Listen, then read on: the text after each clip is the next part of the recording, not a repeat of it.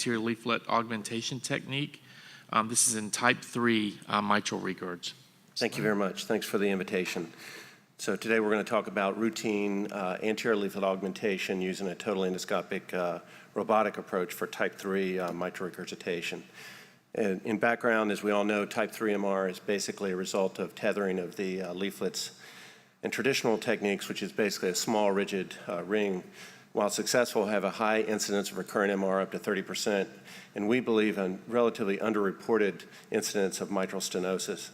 Subvalvular modifications have been excellent and interesting, but have had variable results and are somewhat difficult to standardize. I think this is a disease that we've all been frustrated with.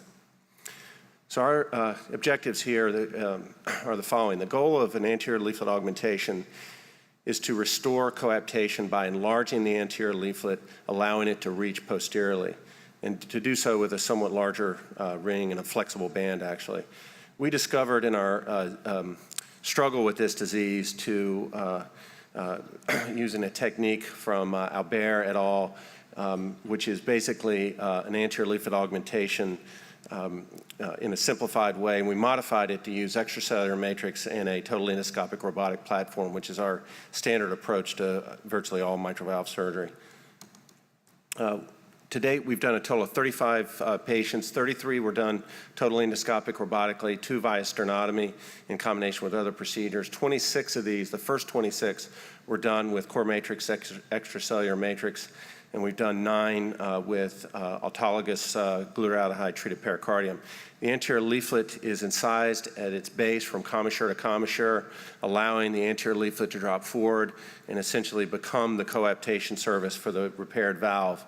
We then take an annuloplasty sizer and size it based on the intertrigonal distance and cut a piece of the tissue to that exact size and shape, and then sew it into that defect, essentially doubling the size of the anterior leaflet. And you can see from this short video that essentially the native anterior leaflet becomes the coaptation surface, and that when you test these valves, static test them, you're essentially looking at the patch.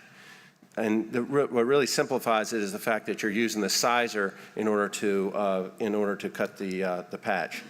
The short-term results were absolutely outstanding, with essentially zero mitral regurgitation. It's almost difficult to screw this up acutely. We use larger flexible bands, an average size of 29 plus or minus 2. These were all flexible bands, which is somewhat different than what most people do for ischemic MR or type 3 MR.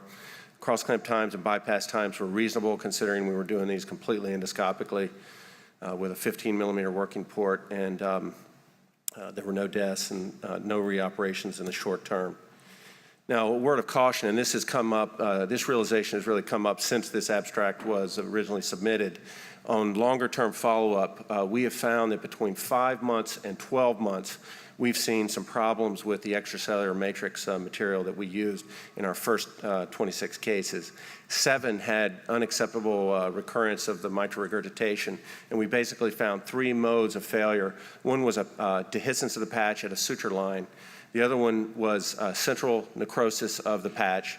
And the third was the most common was actually where the patch was intact, but the patch was dilated and therefore caused essentially prolapse of the patch. So after the first 2 of those came in fairly close to each other, we basically stopped using core matrix for that purpose and feel it probably should not be used for that purpose. We switched to native glutaraldehyde-treated pericardium. We're also looking at some other materials, including cardiocell, and bovine pericardium. We think further study of these patients is forthcoming. The company has been very helpful, has come into the operating room, looked at these valves, and is helping us sort these out. But for now, we don't think it should be used for leaflet augmentation. So in conclusion, augmentation of the anterior mitral leaflet using this technique is extremely effective short-term, can be easily done in a totally endoscopic robotic platform. We believe core matrix should not be used for this purpose in its current iteration, and further studies are needed to evaluate the long-term durability of the technique in general and specific materials used to augment the anterior leaflet specifically. Thank you.